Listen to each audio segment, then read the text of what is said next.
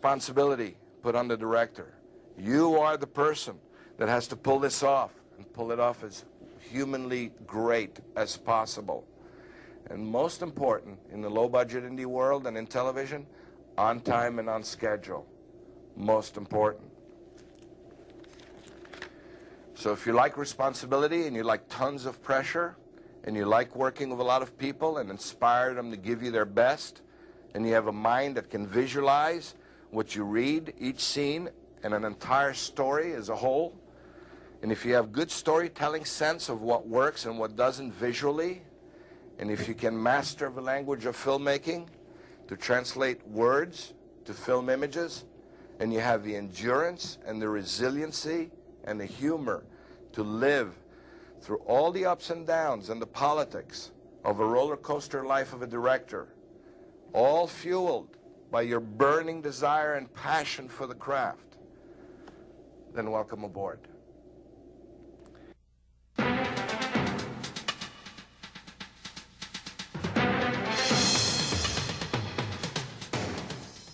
want to talk a few minutes about this course that you're about to take.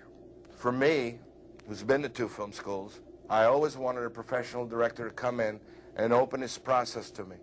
Show me what he did, what his problems were, what the thinking was behind how to solve them. In my opinion, it is the only way to learn directing. And unfortunately, I never had that.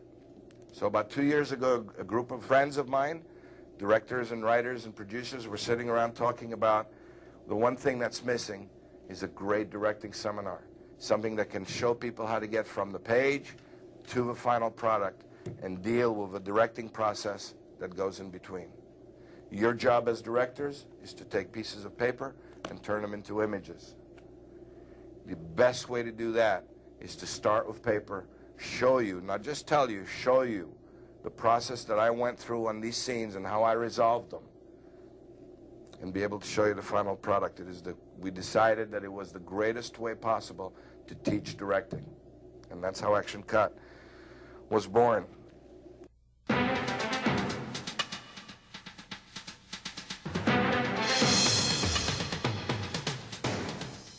Okay, I'm going to share with you a little bit of what my career path has been, what choices and opportunities came my way, and how they turned out, and what the next step was. I'm sharing this with you to give you an idea of a life adventure of this director. Every director has a different story. They're kind of the same as far as breaking in, lady luck on their side, and being able to grow and build credits. Like I told you, I went to film school. I started out at the London International Film School in London, and that's where I fell in love with filmmaking. And as much as I loved living in London and in Europe, I would not do it again, and here's why. If you're going to go to a film school, I suggest you go to a film school in a city you're going to live and build a career. When you're in film school, you meet a lot of people. You meet laboratory people, you meet equipment people, you meet crews, you meet guest speakers, you meet agents, you meet producers who come in and speak at the school. All of that networking you're going to need when you get out. If you're going to school in the middle of the United States and then move to LA or New York to start your career, you're going to start from scratch. The best advice I can give you about film school is go to the one where you're going to live afterwards. A lot of people ask, how do you get an idea for a film? How do you begin? While I was at film school, I wanted to do my first film outside film school. And I got an idea. You got to have something that intrigues you, something that you want to say, a subject matter that you find and you're curious about and you want to put on film. In London, I discovered that the homeless people, for some reason, disappeared during the day. You never see them in England. They all come out at night. I don't know where they go. They go somewhere into the woodwork of a city, the underground belly of a city. And I was intrigued by that. And that's how I get an idea. That's how you get an idea. You get intrigued by subject matter. And I decided I want to find out about that. And I discovered there's a soup van that goes around town and stops in different areas between midnight and 7 in the morning. And they all come out, and they all congregate in these areas to be able to get their soup for the day. And I decided I wanted to make a documentary about that subject matter. And to do that, I couldn't just show up with cameras and lights. These people are very proud. I needed to get to know them. And this is where the passion comes in, because to get to know them, I had to work on the soup van for 2 weeks. Sleep during the day, work during the night. So I could get to know these people by first name. Sometimes they would give me a letter to send to their kids or to mail for them. Sometimes it asked for cigarettes. Sometimes it asked for a glass of water while we were giving them the soup. And that's how I got to know them for 2 weeks. And I got their permission to be able to show up with lights and cameras and shoot this documentary. This little 11-minute black and white documentary, when I was done with it, which cost me $500 to shoot, I sent to the San Francisco International Film Festival, and he won a grand jury prize. And that's how it begins. That's how you begin putting together a career. It never happens overnight. It is a building block. You do something, and you hope something happens with it, that you can put it on your resume and move on to the next one, and move on to the next one.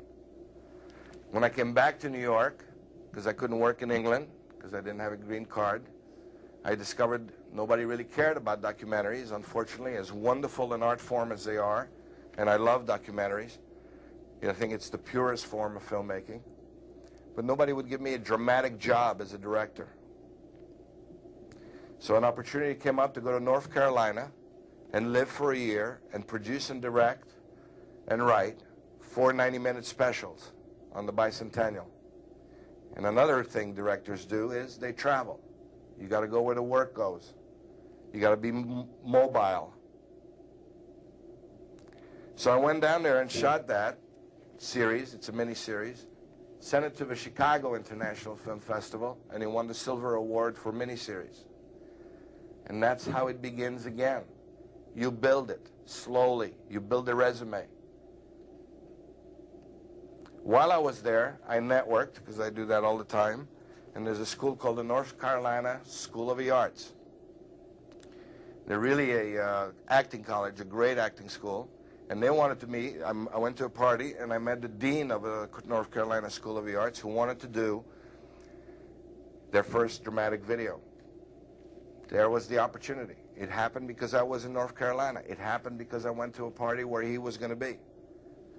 And we decided, one of the short stories I always loved that you might remember when you were in 6th or 7th grade was Nathaniel Hawthorne's Dr. Heidegger's Experiment. And I suggested that to him. He loved that short story, and we ended up doing it. It's a 30-minute long piece. This was an amazing little production that took, it's a period piece, so their costume department had to make costumes for the actors, build the sets. We went to the PBS station in Chapel Hill, who gave us a day of a crew to be able to shoot it. And basically, just so you know, it's about, the story is about an old Dr. Heidegger who invites 3 friends, very old friends, gives them water from the fountain of youth, and they become young again. And the moral of the story is that given a second chance, we don't make the same mistakes again.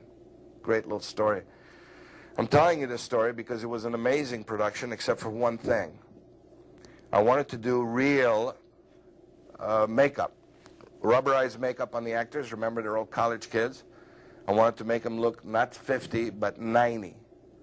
So we did prosthetics work, and the school had a makeup person that they told me was a professional. And on the day of, I found out that wasn't true. The makeup was the worst makeup in the history of filmmaking. It was pieces of rubber and flesh hanging off the actors. There was nothing we could do about it. We went ahead and shot. And the reason I'm telling you this is for 2 reasons. The first reason is that no matter how hard you try when you make your films, your shorts, your features, sometimes the film gods do not let you have your way. When this happens, don't get depressed more than a day. Chalk it up to bad luck and move on.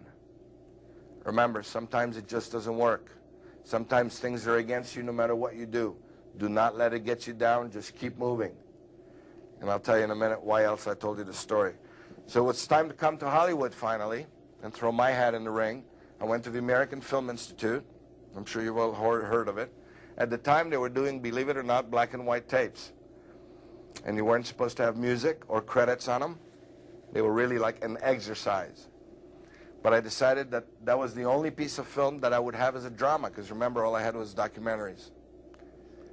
So I decided to shoot it in color. Again, it cost me $500. In those days, color cameras were very expensive to rent. We rented one for a one-day rental over a holiday weekend. You get to keep it 3 days since they're closed. Little hint. So we got to shoot 3 days on a one-day rental. We shot it in color because I knew that the studios didn't want to look at black and white. I wanted it to look professional. I put credits on it and music. And I remember when it was done, at the end of each semester at the AFI, everybody sits down in a huge auditorium and watches everybody's tapes. And there was a gasp in the room as color bars came up, because color bars had never been seen before at the American Film Institute. And I'm the guy who made the first color film ever at the American Film Institute, and right after the screening, my film was confiscated because I didn't follow the rules. Of course, I had 10 copies already made at home.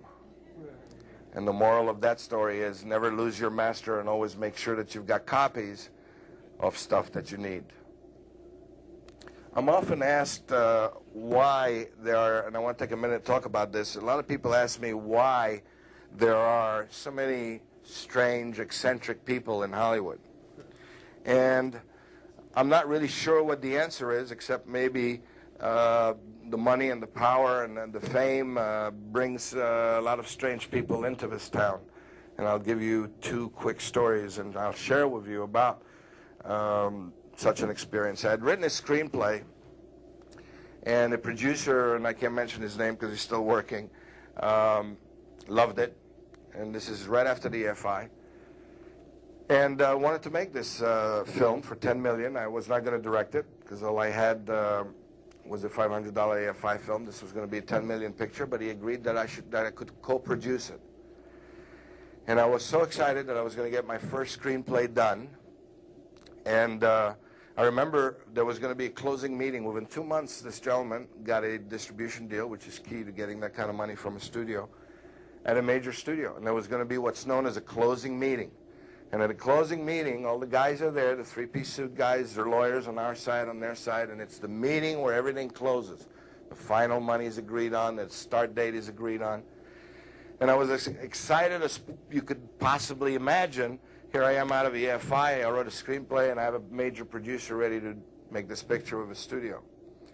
And I remember I didn't sleep that night, and I showed up in the morning so excited. And I saw him coming into the office, and there was a long hallway, and the closer he got to me, the closer it felt like I was going into the twilight zone. And here's why. He had gone to the dentist that morning and had his wisdom teeth taken out.